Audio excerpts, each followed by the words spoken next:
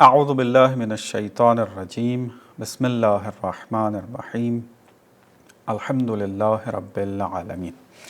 ناظرین، آپ جانتے ہیں کہ ہماری گفتگو الحاد کے سلسلے کے بارے میں اس کو رد کرنے میں جاری ہے۔ بہت اہم گفتگویں آپ کی خدمت میں ہوئی ہیں۔ بہت سارے جو مغالطے ہیں، فیلسیز جن سے ملحدین استفادہ کرتے ہیں، ایک ایک کر کے ان کے اوپر گفتگو ہوئی ہے۔ ایک اہم مغالطہ و فیلسی جن سے وہ استفادہ کرتے ہیں اور مختلف درسوں میں اس کو رد کیا ہے اور صحیح جو نظریہ ہے اس کو آپ کی خدمت میں بیان کیا جا رہا ہے، وہ یہ ہے کہ یہ ملحدین یہ سمجھتے ہیں کہ جس خدا کے ہم قائل ہیں وہ خدا ایسا ہے کہ جو اس کائنات کو خلق کرنے کے بعد اب کائنات سے کوئی سروکار نہیں رکھتا، اور اگر ہم کسی علت، مادی علت، ظاہری علت کو نہیں جان سکتے کسی فعل کے بارے میں، کسی عمل کے بارے میں، تو ہم اس کی نسبت خدا کی طرف دے دیتے ہیں کہ تفصیل سے اس کے اوپر گفتگو ہی ہے، دوبارہ تکرار نہیں کرنا۔ تو لہٰذا انہوں نے سمجھا کہ دین یہ عقیدہ رکھتا ہے یا دین کا خدا جو ہے وہ ایسا ہے کہ اگر کہیں پر کوئی مسئلہ حل نہ ہو رہا ہو بشر سے، اس کو خدا کی طرف نسبت دے دیں کہ یہ خدا نے کیا ہے۔ تو اب چونکہ سائنس نے ترقی کر لی ہے اور بہت ساری علتوں کو کشف کرنا شروع کیا ہے، بہت سارے جو معمہ ہیں وہ حل کیے ہیں سائنس نے، وہ مسائل کے جو پہلے کبھی حل نہیں ہو رہے تھے سائنس نے آ کے اس کو حل کر دیا ہے، علتیں کشف ہوتی جا رہی ہیں ہر چیز کی، تو اب خدا کی ضرورت نہیں ہے۔ تو لہٰذا خدا کا انکار کر دیا، کہتے ہیں کہ یا سائنس یا خدا۔ اس طریقے کا تقابل اور تصادم جو ہے وہ ایجاد کیا اپنے ذہنوں کے اندر، پھر بیان کیا جاتا ہے معاشرے کے اندر جوانوں کے سامنے، اور جو دین کے بارے میں اچھی طرح سوجھ بوجھ نہیں رکھتے، قرآن کو صحیح طریقے سے نہیں پڑھا یا دینی تعلیم ایک حد تک جو ضروری ہے وہ بھی حاصل نہیں کی ہوتی، تو اس قسم کی باتیں سن کے وہ بھی شک کا شکار ہو جاتے ہیں، شکوک و شبہات ان کے ذہن میں پیدا ہو جاتے ہیں۔ تو آپ کو عرض کیا تھا کہ دین جس خدا کو مانتا ہے وہ خدا ایسا ہے کہ اس نے اس کائنات کو خلق بھی کیا ہے اور لحظے بے لحظے، لمحے بے لمحے اس کائنات کو چلا بھی رہا ہے۔ چاہے آپ کسی فعل کی علت جانتے ہوں یا نہ جانتے ہوں، خدا اس کائنات کے اندر اپنا فیض نازل کر رہا ہے۔ اگر خدا اپنا فیض نازل کرنا، اس کائنات پر اپنی نظر کرم کرنا چھوڑ دے تو یہ کائنات نابود ہو جائے گی۔ اور اس بات کو آیات قرآن کے ذریعے بھی آپ کو سمجھایا، اور عقلی طور پر بھی آپ کے سامنے کچھ مطالب رکھے کہ ہم جس طریقے سے عقلی طور پر ثابت کرتے ہیں کہ مخلوق ہمیشہ خالق کی محتاج ہوتی ہے، تو لہٰذا یہ تفصیل سے آپ کی خدمت میں مطالب بیان ہوئے کہ دین کا جو خدا ہے، دین اسلام کا مخصوصاً جس طریقے سے میں عرض کر رہا ہوں، وہ یہ ہے کہ خالق بھی ہے اور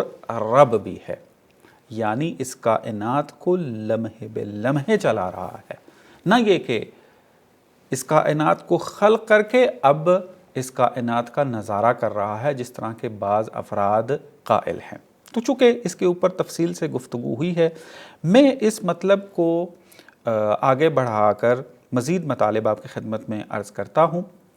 یہ جو کہا جاتا ہے کہ خدا کائنات کے اندر مداخلت نہیں کر سکتا یا خدا کائنات کے اندر مداخلت نہیں کرتا،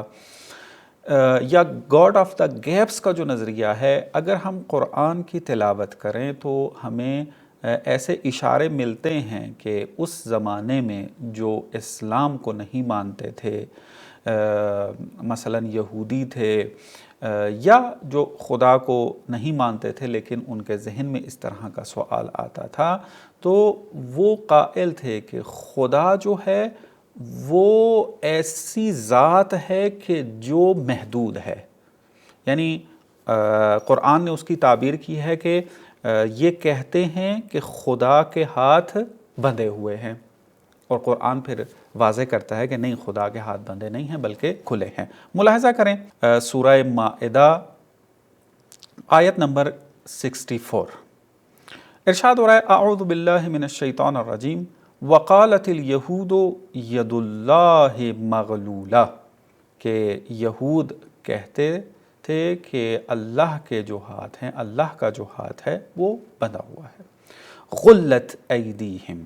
مذمت کی جا رہی ہے کہ ان کے ہاتھ باندھ دیے جائیں۔ وَلُعِنُوا بِمَا قَالُوا، اور لعنت ہو اس بات پر کہ جو یہ کہتے ہیں۔ خدا فرماتا ہے کہ بل یداہ مبسوطتان، بلکہ خدا کے دونوں ہاتھ کھلے ہیں۔ اب یہاں پر ید کی تعبیر جو استعمال ہوئی ہے، چونکہ یہ ایک الگ بحث ہے، اشارہ بھی کیا ہے اپنے پچھلے درسوں کے اندر، کہ خدا جس کے ہم قائل ہیں وہ نہ جسم رکھتا ہے، نہ مکان رکھتا ہے، نہ زمان رکھتا ہے، وہ امٹیریل ہے، وہ مجرد ہے، زمان و مکان سے ماورا ہے۔ تو ید کی جب تعبیر آتی ہے یا اس قسم کی جو اور تعبیریں آ جاتی ہیں تو اس سے مراد کیا ہوتا ہے؟ یہاں پر کنایا ہوتا ہے ایک اور مطلب کی طرف۔ تو یہاں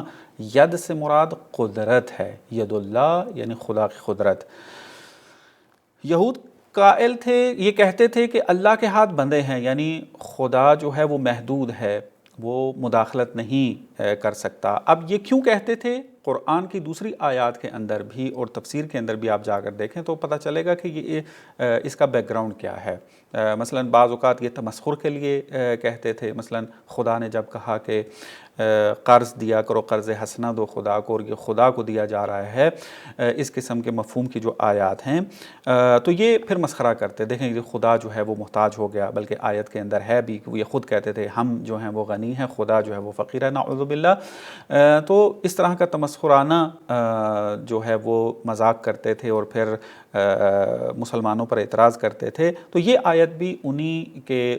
بعض عقیدوں کی طرف جب وہ اشارہ کر رہی ہے۔ یہود تھے کہ خدا کے ہاتھ بندھے ہوئے ہیں، خدا فرماتا ہے یداہ مبسوطتان، ہاتھ کھلے ہیں دونوں۔ قدرت الہی جو ہے وہ لامحدود ہے، خدا کہیں پر بھی محدود نہیں ہے۔ ینفق کیف یشاء، اور انفاق کرتا ہے جیسے چاہے انفاق کرتا ہے۔ یعنی یہاں سے ہم یہ مطلب لے سکتے ہیں کہ یہ جو گاڈ آف دا گیپس کا نظریہ ہے، یہ آیت اس نظریے کی طرف بھی ناظر ہے۔ ہم ایک اصل جو ہے یہاں سے نکال سکتے ہیں اور رد کر سکتے ہیں قرآن کے ذریعے۔ عقلی طور پر تو میں نے عرض کیا ہے، لیکن قرآن کی اس آیت کو بھی ناظر سمجھیں گے کہ خدا یہاں پر ارشاد فرمایا ہے کہ گاڈ آف دا گیپس کا جو نظریہ ہے وہ غلط ہے۔ خدا لمحے بلمحے اس کائنات کو چلا رہا ہے اور اس کا فیض محدود نہیں ہے اور کوئی اس کے فیض کو روک نہیں سکتا ہے۔ یہ ہے گاڈ آف دا گیپس کا نظریہ، قرآنی اعتبار سے باطل ہے۔ اور اس کے علاوہ اگر آپ ملاحظہ کریں تو جیسے میں نے آپ کو بیان کیا تھا کہ قرآن کے اندر جو تعبیر استعمال ہوئی ہے، خالق کے ساتھ ساتھ رب کی تعبیر بھی جو ہے وہ استعمال ہو رہی ہے۔ مختلف آیات ہیں، مثلا آپ دیکھیں ابتدائے قرآن کے اندر ہی سورہ الحمد کے اندر ارشاد ہوتا ہے الحمدللہ رب العالمین، حمد ہے پروردگار کی، اللہ کی کہ جو رب العالمین ہے۔ اس کے علاوہ انی اخاف اللہ رب العالمین، تبارک اللہ رب العالمین، اسی طریقے سے هو رب کل شیء، اور اسی طریقے سے بعض آیات میں ہے کہ قل من رب السماوات والارض قل اللہ، تو کہو کہ کون ہے